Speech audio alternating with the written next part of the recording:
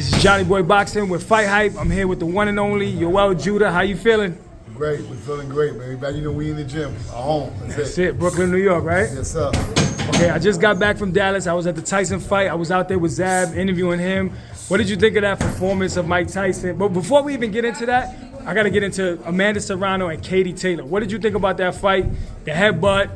What did she have to do to win that fight, Amanda? Well, you know, it's hard winning when you get a headbutt. When you get a headbutt, and plus the way she was bleeding, you know what I mean? I don't know. The fight was close. You know, Amanda, I don't know. To me, it was close. If it went to Amanda, it could have went to her, it could have went to Katie. You know what I mean? So that was up to the judges. You know what I mean?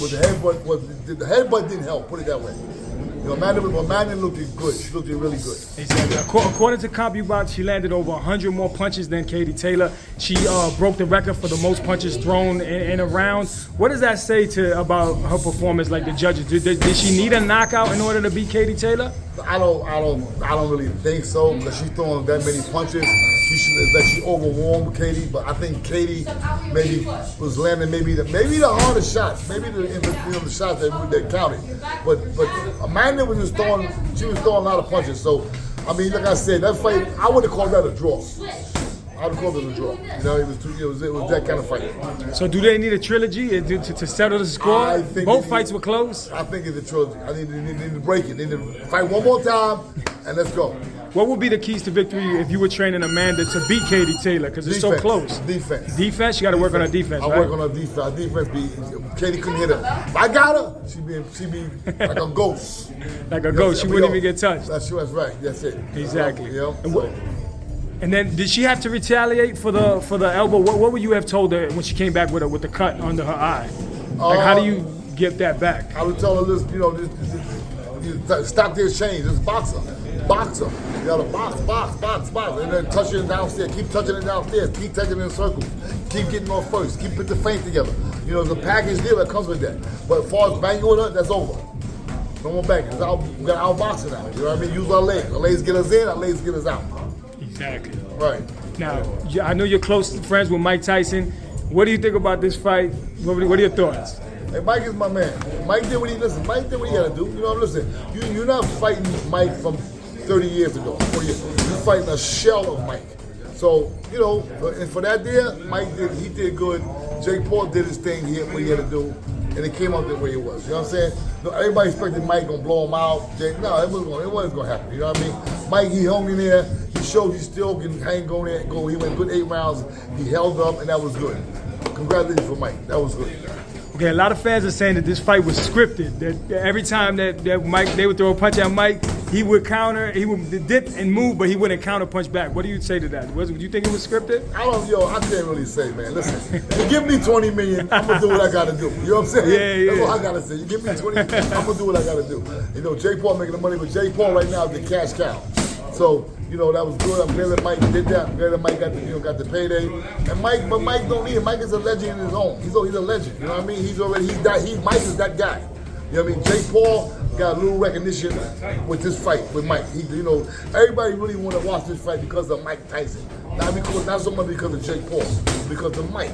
So that's where it was at. Mike is a legend.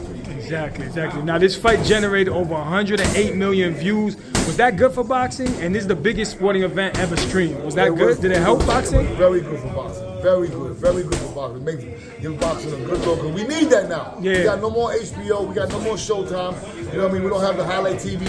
You got to go to the app to find a fight. You never know who's fighting now no more.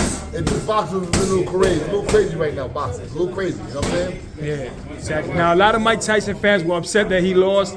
Gervonta Davis chimed in. Andre Ward. They want to get back up for Tyson for getting beat up. Now that's similar to like when Mike Tyson beat up Larry Holmes for Muhammad Ali for the beating he took. So what do you think about those fights with Gervonta Tank Davis or Andre Ward? Should they try to get that fight with Jake Paul? I mean, listen. You can revenge Mike. But it wasn't. Remember, you gotta understand one thing. It was an exhibition. Yeah. It wasn't a real contest. So it could have went either way. You know what I mean? Either way. I mean, it is what it was. He didn't look. He had knocked Mike out, dropped him, cut his eye. dropped him 4 or 5 times, beat him up bad, then I can say that. He didn't do that to Mike. Mike got hit once, maybe once or so. But that was it. But you know, it was a good fight. They did what they had to do. They got paid, and that's what it was all about. So they're getting too emotional about this. Right. He made a lot of money. Right. Mike got a payday. Mike is good. Mike is good. He's happy. Mike is good. He's good. He got a family. He still got respect from the people. Got respect from his family, from us, all around the world, and that's what it is. Exactly. Now Jake Paul is calling out Canelo Alvarez. Do you think that fight would do well on pay-per-view, and would Canelo take that fight? I don't think Canelo will take that fight. Being that Canelo would say, I don't need that fight. He don't need Jake Paul. Okay. You know, Jake Paul. We're trying to push. Look, we're trying to push Shannon Briggs in there. Yeah, Shannon Briggs. Shannon the Cannon. We're trying to get him in there with Canelo. Not Canelo, with Jake Paul. And see what we can do with that one. You know what I mean? But they had a history, right? Shannon Briggs was training Jake at one time. Right. Shannon the Cannon. We're trying to get him in there. But, you know, hopefully, that's a real fight. Shannon is the second one to come out of Brownsville. Mike Tyson, Brownsville. Shannon Briggs, Brownsville. Look, you beat one Brownsville dude from Brooklyn. Yeah. They go to the other one. Now, you knock 2 of them off, Jake, you the man. You the man now. You know what I'm saying? So, that's how it goes. Okay. Now, the press conference for David Benavidez and David Morrell, that was today. David Benavidez says he's going to break Morrell's mouth. I was in training camp. I flew to Houston to be with David Morrell, and he's looking really sharp. Ronnie Shields is training him. What do you think about that fight? I think that, I don't know, it's going to be an interesting fight. I mean, Benavidez is a hell of a fighter, but Morrell got good timing. He's a good timing, he's a good counter puncher, and that's going to be a very interesting fight. I can't say, to me, it's a toss-up. I don't know who wins that. I don't know who wins that fight. That fight is up. That's going to be a good fight, put it that way. A hell of a fight. Definitely. But you have to lean towards somebody. Who would you lean toward, you think? I don't know. A little bit more? I lean a little bit to Benavidez. To Benavidez. Benavidez, he swarms you. He's all over you. You know what I'm saying? The Mexican monster. And he got a good beard. Too.